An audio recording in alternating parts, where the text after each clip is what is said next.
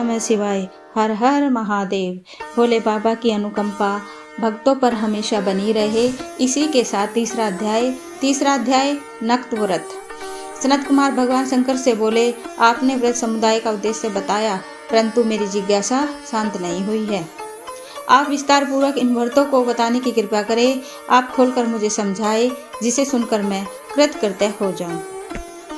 सनत कुमार की प्रार्थना पर भगवान महादेव बोले, जो भक्त श्रावण मास को नक्त व्रत कर व्यतीत करता है, वह संपूर्ण वर्ष इस नक्त व्रत का फल भोगता है। दिन की समाप्ति से 3 घड़ी पहले रात्रि भोजन को नक्त व्रत कहा जाता है। नक्त व्रत भोजन में सूर्यास्त से 3 घंटे पहले के समय को छोड़कर शेष समय लिया जाता है। सूर्यास्त से पहले के 3 घंटों को संध्या काल कहा जाता है। संध्या काल में आहार, मैथुन, निद्रा तथा स्वाध्याय करना। अब मैं तुम्हें गृहस्थ एवं सन्यासी के भेद से नक्त भोजन की 2 प्रकार की व्यवस्था बताता हूँ। ध्यान पूर्वक सुनो। जब सूर्य देव के मध्य पर अपने शरीर की छाया दुगनी हो जाए, उस समय को सन्यासी के लिए नक्त भोजन व्रत कहा जाता है।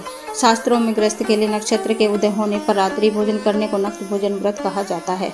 शास्त्रों में सन्यासियों के लिए रात्रि काल में भोजन निषिद्ध हो जाने से दिन के अष्टम भाग में भोजन करना बताया है। गृहस्थी को विधि द्वारा रात्रि में नक्त व्रत का भोजन करना चाहिए। सन्यासी, विधवा तथा विधुर को सूर्यास्त से पहले ही भोजन करने का विधान है।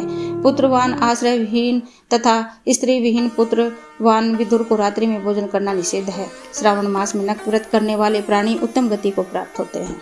श्रावण मास के प्रारंभ पर प्रतिपदा तिथि में प्रातःकाल मनुष्य यह प्रतिज्ञा करे कि मैं पूरे श्रावण मास में ब्रह्मचर्य का पालन करूंगा तथा प्रतिदिन में प्रातः स्नान करूंगा।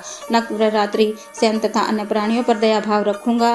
वह यह भी संकल्प करे कि यदि मैं इस व्रत के प्रारंभ होने के बाद और इस व्रत के समाप्ति से पूर्व मर जाऊं तो हे भगवान, उस स्थिति में आपके प्रसाद से मेरा व्रत परिपूर्ण हो जाए। नक्त व्रत करता हुआ प्राणी मुझे अति प्रिय हो जाता है। ब्राह्मण द्वारा या स्वयं रुद्र का 1 मास तक जो अभिषेक करता है, उस पर मेरी सदैव कृपा दृष्टि बनी रहती है, क्योंकि मुझे जलधारा अति प्रिय है। श्रावण मास में जो प्राणी अधिक स्वादिष्ट भोजन या उपयोगी वस्तु ब्राह्मण को देता है, वह मुझे बहुत प्रिय है। हे सनत कुमार, अब मुझसे उत्तम लक्ष्य पूजा विधि को ध्यान पूर्वक सुनो। लक्ष्मी की इच्छा प्राप्ति वाला मनुष्य बिल पत्रों से शांति की कामना करने वाला मनुष्य दुर्वाओं से तथा आयु की इच्छा वाला मनुष्य चंपा के फूलों से भगवान श्री हरि की पूजा अर्चना करे। विद्या की इच्छा रखने वाला व्यक्ति मल्लिका तथा चमेली के फूलों से पूजा अर्चना करे। तुलसी दल से भगवान श्री हरि और मैं स्वयं प्रसन्न होते हैं। पुत्र की कामना रखने वाला व्यक्ति कैटेरी के फूलों से पूजा अर्चना करे। जिसे बुरे बुरे स्वप्न दिखाई देते हैं, वह उनके नाश के लिए उत्तम धान्य से पूजा अर्चना करे। देव के सम्मुख रंगबल्ली, पद्म, स्वास्तिक और चक्र आदि बनाकर भगवान विभु की पूजा अर्चना करे। संपूर्ण कामनाओं की पूर्ति के लिए सब पुष्पों से मनुष्य को पूजा अर्चना करनी चाहिए। लक्ष्मी पूजा करने से मैं भगवान शिव सदा प्रसन्न रहता हूँ। अंत में उद्यापन करना चाहिए। उद्यापन के लिए मंडप बनवाकर उसके तीसरे भाग में वेदी बनानी चाहिए। पुण्य वाचन कर आचार्य का वर्ण करना चाहिए। मंडप में बैठकर रात्रि जागरण कर वेद पाठ कराना चाहिए।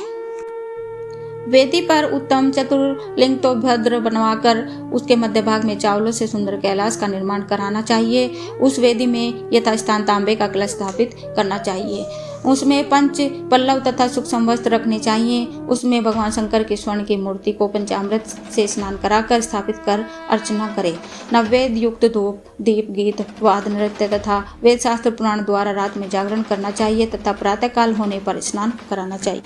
पवित्र शास्त्रोक्त विधान से वेदी बनानी चाहिए। तिल, घी, पायस, मूल मंत्र, गायत्री, शिव सहस्त्र नाम से हवन कराना चाहिए। जिस मंत्र से पूजन किया है, उसी मंत्र से हवन करना चाहिए। खांड, घी, चावल से हवन करना चाहिए। हवन समाप्ति पर पूर्ण आहुति देनी चाहिए। प्रातः वस्त्र, अलंकार, आभूषण से आचार्य का अर्चन करना चाहिए। ब्राह्मणों का पूजन कर उन्हें दक्षिणा देनी चाहिए। जिन मंत्रों से भगवान शिव की लक्ष्य पूजा की है, उन चीजों को दान करना होता है। स्वर्ण निर्मित भगवान शंकर की मूर्ति का अर्चन करे। यदि 1 महीने तक दीप जलाया हो तो उसे दान में देना चाहिए। संपूर्ण इच्छाओं की सिद्धि हेतु स्वर्ण की बत्ती, चांदी का निर्मित दीप बनवाकर उसमें गौ का घी भरकर दान देना चाहिए। ब्राह्मणों को भोजन कराकर दक्षिणा दे। इस प्रकार जो मेरी अर्चना करता है, मैं उस पर सदैव प्रसन्न। जो मनुष्य श्रावण मास में अपनी प्यारी वस्तु का त्याग करता है और वह मुझे अर्पण की जाती है, तो हे मुने उस फल को सुनो। इस लोक में तथा परलोक में वह वस्तु लाख गुना होकर मिलती है। निष्काम भाव से त्यागने पर उत्तम गति की प्राप्ति होती है। जो भक्त मेरी रुद्री पाठ करता है वह प्रति अक्षर करोड़ वर्ष तक रुद्र लोक में निवास करता है। पंचामृत से अभिषेक से मोक्ष की प्राप्ति होती है। श्रावण मास में धरती पर सोने वाले मनुष्य को हाथीदांत से बनी हुई या चंदन निर्मित नवरत्न से जड़ी हुई मृदु गुरुड़ चिन्ह वाली रुई से भरी हुई कपड़े की रजाई और तकिए से संपन्न सैया प्राप्त होती है। वह सैया उसे सुंदर स्त्री अन्य रत्नों से विभूषित मिलती है। श्रावण मास में जो आदमी ब्रह्मचर्य का पालन करता है उसका वीर्य अत्यधिक पुष्ट हो जाता है। तेजस्विता, बल, शरीर, दृढ़ता और धर्म कार्य में समस्त उपकारी चीजें उसे मिल जाती है। जो आदमी इस मास में मौन व्रत धारण करता है वह श्रेष्ठ वक्ता हो जाता है। मौन व्रत दिन रात या रात दिन भोजन के समय रखा जा सकता है। मौन व्रत में यदि मनुष्य घंटा या पुस्तकें दान करता है तो उसकी सब शास्त्रों की जानकारी स्वयं प्राप्त हो जाती है। वह मौन व्रत के प्रभाव से बृहस्पति के समान बुद्धि वाला बन जाता है। मौन व्रत करने वाले मनुष्य की किसी से कलह नहीं होती। बोलो हर हर महादेव। यहाँ पर ये तीसरा अध्याय समाप्त होता है। इसी के साथ ओम नमः शिवाय।